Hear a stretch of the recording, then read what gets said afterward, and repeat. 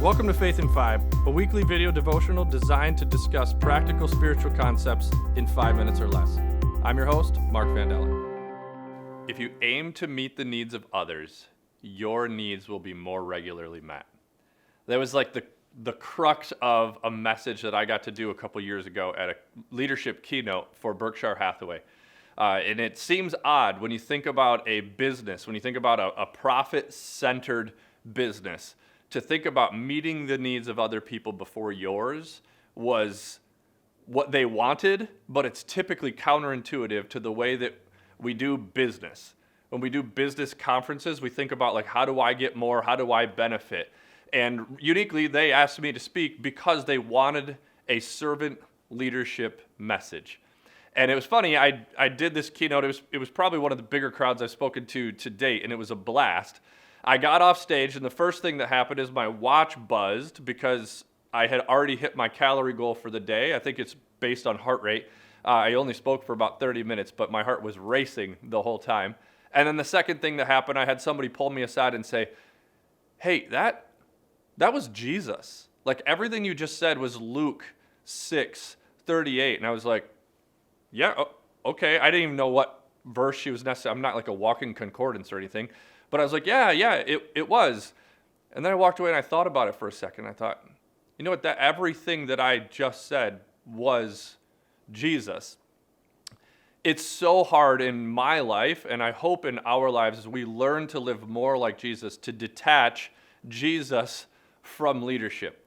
In my master's degree in leadership, as I was studying for that, I had to read a lot of books about leadership, and a number of them were not necessarily Christian-based, and then some of them were. And one of my favorites was by Kouzes and Posner. They're like the leadership gurus, especially in the Christian space.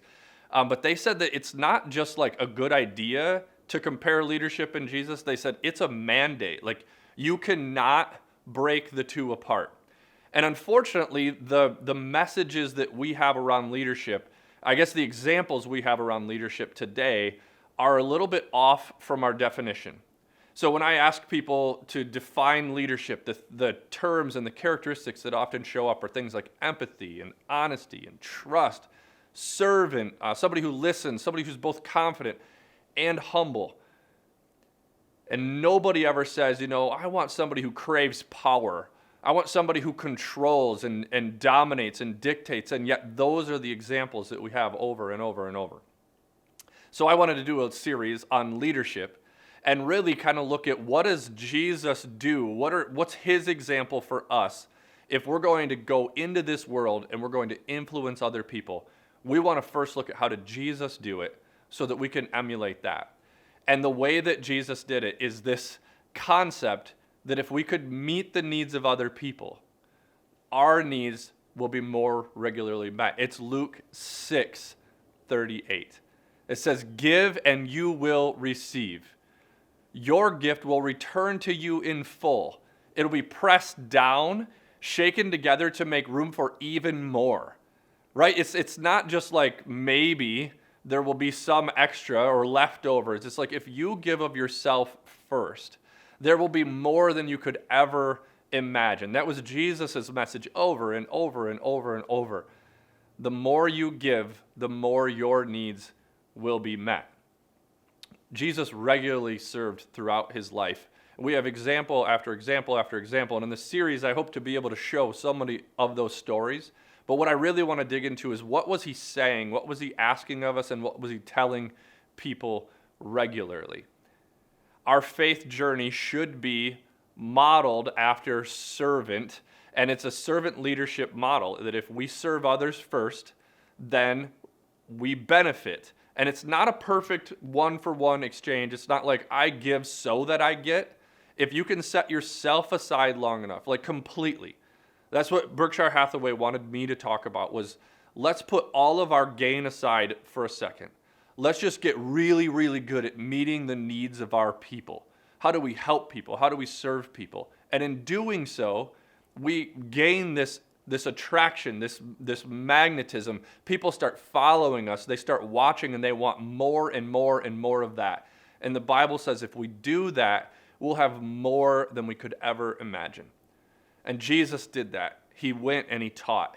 And he told people this message, and they started following. And it spread and it spread and it spread until today, we, however many thousands of years later, still get to talk about Jesus and his leadership example. This week, as you think through your faith, as you consider your faith journey, and you think about how you're living out the example of Jesus, I would ask, how would you define leadership? And does your definition of leadership match Jesus? I would invite you to kind of tune in to everything that we talk about as we walk through several weeks of what Jesus taught us about leadership. But this week specifically, I would examine where are the places that you're serving, that you're giving, because when we serve and we give, when we put ourselves aside to help others, that's when Jesus shows up. That's when people get to experience Jesus. So this week in your faith journey, consider, where are you giving of yourself? Where are you giving of your time? Where are you giving of your money? So that other people's lives get better, because that's the example of leadership Jesus gave us. Thanks for watching Faith in 5. If you like what you see, please like and share. If you're interested in making a donation to our ministry, please click the link below.